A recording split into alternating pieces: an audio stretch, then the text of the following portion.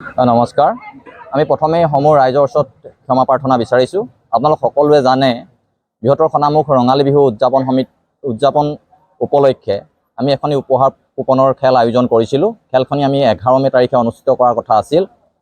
আমি খেলখনি যোৱাকালি অনুষ্ঠিত কৰিব নোৱাৰিলোঁ।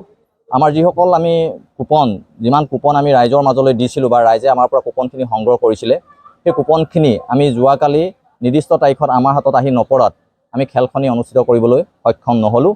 আমি আমাৰ উদযাপন সমিতিয়ে খেল পৰিচালনা সমিতিয়ে আজি এটা চূড়ান্ত সিদ্ধান্ত আমি লৈছোঁ আৰু এই মিডিয়াৰ জৰিয়তে আপোনালোকক আমি জনাব বিচাৰিছোঁ যে আমি এই খেলখনি 26 মে দেওবাৰে আমি খেলখনি অনুষ্ঠিত কৰিম।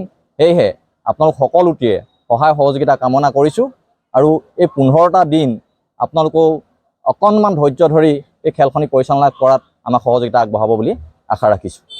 সদাশয় ব্যক্তিয়ে আমাৰ উপহাৰ কুপনৰ বহীখিনি সংগ্ৰহ কৰিছিলে, তেওঁলোকক আমি এই সাংবাদিক মাধ্যমৰ জৰিয়তে এই উপহাৰ কুপনৰ বহীসমূহ আমাৰ কাৰ্যালয়ত অনতিপলমে জমা দিবৰ বাবে আমি খেল পৰিচালনা সমিতিৰ তৰফৰ পৰা বিনম্ৰ অনুৰোধ জনাইছোঁ।